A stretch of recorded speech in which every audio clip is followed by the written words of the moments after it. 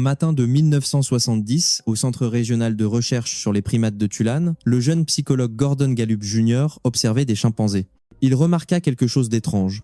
Après un certain temps d'exposition à de grands miroirs placés dans leur enclos, certains chimpanzés commencèrent à les utiliser non pas pour chercher un autre chimpanzé inconnu, mais pour se toiletter, faire des grimaces, voire examiner des parties de leur corps qu'ils ne pouvaient voir eux-mêmes. Ce moment Eureka posa les fondations de l'une des découvertes les plus fascinantes sur la conscience animale. Ce regard en apparence anodin dans le miroir cachait en réalité un profond mystère, la capacité de conscience de soi. Fait intéressant, toutes les créatures ne possèdent pas ce privilège. Bienvenue dans la théorie de la reconnaissance de soi dans le miroir, Mirror Self-Recognition Theory, un concept qui a révolutionné notre perception du soi, de la conscience et de la frontière ténue entre l'homme et le monde animal.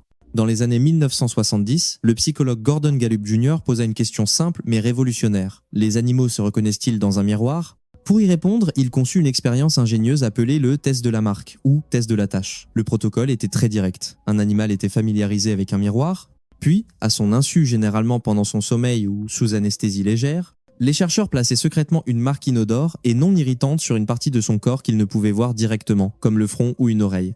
À son réveil, face au miroir, si l'animal portait la main ou une partie correspondante de son corps pour toucher, examiner ou tenter d'enlever la marque sur son propre corps et non sur la surface du miroir, c'était là le signe révélateur qu'il reconnaissait son reflet comme étant lui-même. Les résultats de cette expérience ont révélé un club plutôt sélect dans le monde naturel.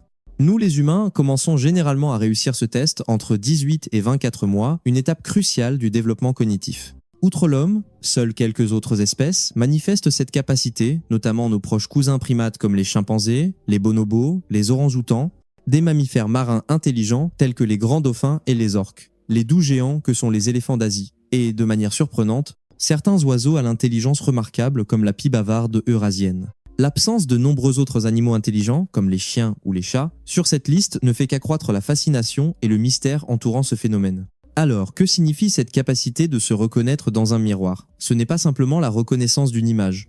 Elle est considérée comme l'une des preuves les plus solides de l'existence de la conscience de soi, la capacité de comprendre que l'on est une entité distincte, avec des pensées et des émotions indépendantes. Cela ouvre une fenêtre sur le monde intérieur complexe des animaux, remettant en question l'idée traditionnelle selon laquelle la conscience serait l'apanage exclusif de l'être humain. Les implications de la théorie de la reconnaissance de soi dans le miroir sont vastes. Elle nous incite à repenser l'éthique et le bien, être animal. Si certaines espèces possèdent une conscience de soi, ne méritent-elles pas d'être traitées avec davantage de respect et de considération ?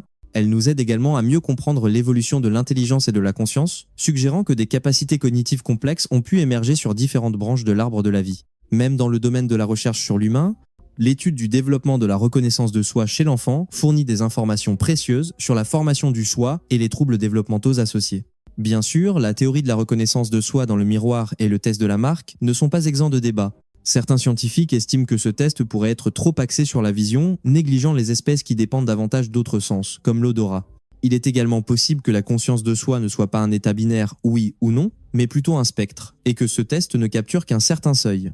Quoi qu'il en soit, la théorie de la reconnaissance de soi dans le miroir demeure une étape majeure, nous rappelant que le monde naturel recèle d'innombrables merveilles et complexités insoupçonnées.